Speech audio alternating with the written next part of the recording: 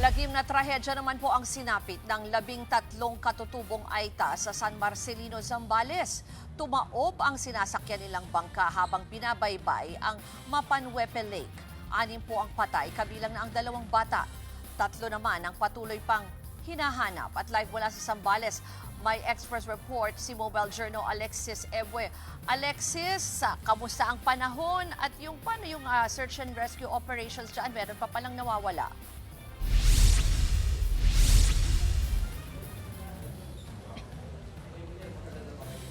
Ruth, andito sa Barangay Buhawen, San Marcelino, Zambales kung saan patuloy ang search, rescue and retrieval operation sa 3 pang nawawala na lumubog na bangka kahapon dito. Kahit nga malakas ang ulan at malakas ang nuong pa rin ng ilang mga otoridad para mahanap ang 3.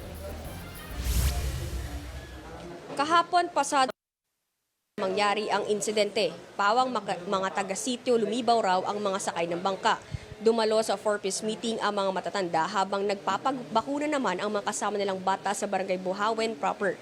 At para marating roon, kinakailangan nilang sumakay at ang maswerteng nakaligtas, kabilang ang operator ng bangka. 6 naman ang nasawi sa trahedya. 2 sa kanila ang pawang 2 taong gulang na bata. Ruth? Alexis, na ipaliwanag ba, lalo na alam naman natin maulan ng panahon, pero yan ba yung rason? Ano ba ang kung bakit tumaob daw itong bangka?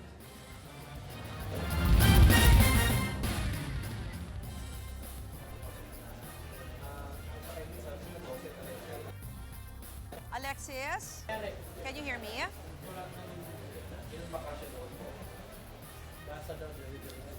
Ruth, maulan-ulan pa rin dito ngayon pero hindi raw daw dahil dyan yung naging sanhi ng paglubog ng pulisya ay overloading daw o sobra sasakay ang bangka. Ang naturang bangkang kasi sinakyan nila, Ruth, napakaliit.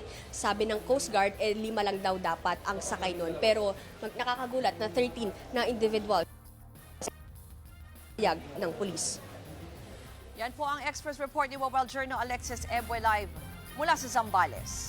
Mga kapatid, Ruth Cabalco, para sa mabilis na pasada ng mga balitang dapat niyong malaman, mag-follow at mag-subscribe sa social media pages ng News 5.